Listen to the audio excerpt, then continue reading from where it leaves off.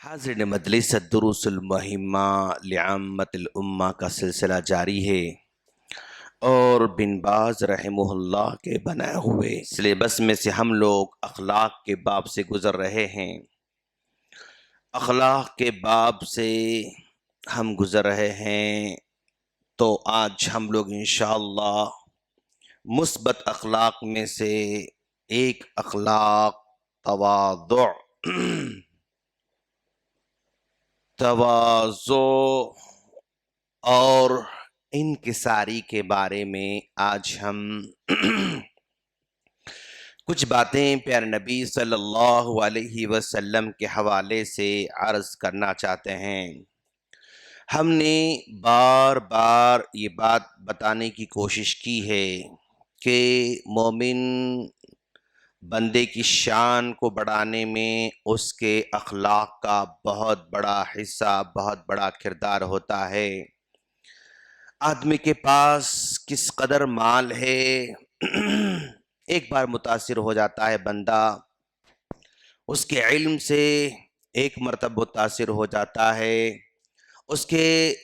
کپڑوں سے ایک مرتبہ متاثر ہو جاتا ہے، لیکن اس کے اخلاق سے بندہ بار بار متاثر ہوتا ہے۔ تواضع یعنی عاجزی اختیار کرنا، انکساری اختیار کرنا، آدمی اپنے آپ کو بڑا ہونے کے باوجود بھی وہ عام لوگوں کے دھارے میں شامل ہونا، عام لوگوں کے ساتھ اٹھنا بیٹھنا، عام لوگوں کے ساتھ اس کا معاملہ آسانی کے ساتھ طے ہوتے رہنا، یہ تواضع ہے، انکساری ہے۔ ایک بڑا آدمی ہے، علم میں بھی بڑا ہو سکتا ہے، مال میں بڑا ہو سکتا ہے، عہدے میں بڑا ہو سکتا ہے، لیکن اگر اس کا ملنا جلنا اٹھنا بیٹھنا اور اس کے معاملات، اس کی محبت، اس کے رکھ رکھاؤ میں عام لوگ بھی اگر شامل ہیں تو اس کا مقام نہیں گرتا، بلکہ اللہ تعالیٰ اس کا مقام اور بڑھا دیتا ہے۔ ذرا دیکھیں آپ، اللہ کے رسول صلی اللہ علیہ وسلم یعنی صحابہ کرام بیٹھے ہوئے ہیں، صحابہ کرام بیٹھے ہوئے ہیں، اور اس مقام پر اگر اللہ کے رسول صلی اللہ علیہ وسلم بیٹھے ہوئے ہیں اور سب صحابہ کرام بیٹھے ہوئے ہیں، اگر کوئی آدمی باہر سے آتا اور ملاقات کرنے آتا تو اللہ کے رسول صلی اللہ علیہ وسلم کو پہچان نہیں پاتا تھا کہ اس میں سے کون نبی ہیں، اس میں محمد کون ہیں، اللہ کے رسول کون ہیں، وہ ان صحابہ کرام میں پہچان نہیں پاتا تھا۔ تو گویا اللہ کے رسول صلی اللہ علیہ وسلم کو اللہ کے رسول صلی اللہ علیہ وسلم اپنے آپ کو ممتاز بنانے کے لیے کوئی خاص اہتمام نہیں کرتے تھے۔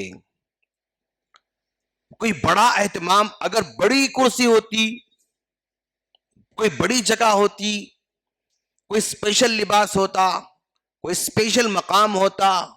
تو پہچاننا آسان ہوتا تھا، لیکن اللہ کے رسول اس طرح کا اہتمام نہیں کرتے تھے۔ تو گویا آپ اپنے اندر تواضع اختیار کر رہے ہیں اور اپنے اندر تھوڑا سا انکساری اختیار کر رہے ہیں عام حالت میں، لیکن اگر کہیں جانا ہے اور کہیں دشمن کو وفد آ رہا ہے یا کوئی سامنے والا آدمی کا جو ہے کوئی مصالحت کرنے، کوئی فلاں ڈسکس کرنے آ رہا ہے، تو اس موقع پر اگر آپ ان کا استقبال کرنے جا رہے ہیں، ان سے ملاقات کرنے جا رہے ہیں، تو خاص لباس کا بھی اہتمام کرتے تھے اور اچھے لباس کا بھی اہتمام کرتے تھے، اچھے ڈریس کا بھی اہتمام کرتے تھے، تاکہ سامنے والا مکمل طور پر اللہ کے رسول کمزور نہ سمجھے۔ بس اوقات ایسا بھی ہوتا تھا، اللہ کے رسول صلی اللہ علیہ وسلم کی عاجزی اور تواضع کا اندازہ اس طرح ہم لگا سکتے ہیں کہ اللہ کے رسول صلی اللہ علیہ وسلم راستے میں جا رہے ہیں، راستے میں جانے کے دوران یہاں پر اللہ کے رسول جا رہے ہیں اور یہاں پر جو ہے بچے کھیل رہے ہیں، یہاں پر بچے کھیل رہے ہیں، تو اللہ کے رسول صلی اللہ علیہ وسلم چلتے چلتے ان بچوں کو سلام بھی کر رہے ہیں، ان بچوں کو سلام کر رہے ہیں، حالانکہ جو ہے بچے چھوٹے ہیں، اللہ کے رسول کا مقام مرتبہ تو کوئی اندازہ نہیں لگایا جا سکتا، اس قدر بڑے ہونے کے باوجود بھی چھوٹے بچوں کو آپ سلام بھی کر رہے ہیں۔ آپ خاموش سے گزر سکتے تھے، آپ سائیڈ سے گزر سکتے تھے، حالانکہ چھوٹے بڑوں کو سلام کرنا ہے۔ حکم تو یہ ہے کہ چھوٹا آدمی بڑوں کو سلام کرے، یہ قانون اپنی جگہ پر ہے، رول اپنی جگہ پر ہے، لیکن اب یہ ایسے گزر جائیں تو یہ بچے تو سلام نہیں کریں گے، تو لہذا بچوں کو تعلیم دینے کے لیے اور بچوں سے پیار محبت کا اظہار کرنے کے لیے آپ ان بچوں کو بھی سلام کر رہے ہیں۔ تو یہ عاجزی اللہ کے رسول اللہ کی اور ان کے ساری ہے۔ اور اسی طرح اللہ کے رسول راستے سے گزر رہے ہیں، راستے سے گزرتے ہوئے ایک جو ہے عورت آتی ہے اور اس کا دماغی توازن ٹھیک نہیں ہے، دماغی توازن ٹھیک نہ ہونے کی وجہ سے اس نے اللہ کے رسول صلی اللہ علیہ وسلم کو روکا، اور روکنے کے بعد پھر کہا ہے محمد آپ میرے ساتھ چلیے۔ اب اللہ کے رسول کو کہیں اور لے کر جا رہی ہے اور وہاں پر تھوڑی دیر کھڑا کر کے پھر واپس چھوڑ دے رہی ہے۔ اللہ کے رسول کو پتا ہے کہ اس کا دماغی توازن ٹھیک نہیں، یہ دماغی طور پر جو ہے تھوڑا کمزور ہے، اب نارمل عورت ہے۔ اللہ کا رسول چاہے تو اس کو رد کر سکتے تھے، ٹھیک ہے جاؤ میں بعد میں آؤں گا، یا تم جو ہے پاگل ہو فلاں کچھ بھی کہا کے اللہ کا رسول انکار کر سکتے تھے، لیکن آپ ایسا انکار نہیں کر رہے ہیں، بلکہ اس عورت کا دل رکھنے کے لیے اس کے ساتھ تھوڑی دور تک آگے تک چلتے ہیں کہ اللہ کے رسول کی انکساری ہے۔ اور اللہ کے رسول صلی اللہ علیہ وسلم صحابہ کرام کے ساتھ جنگل میں سفر کر رہے ہیں، جنگل میں سفر کرتے کرتے ایک مقام پر پڑاؤ ڈالنا پڑتا ہے،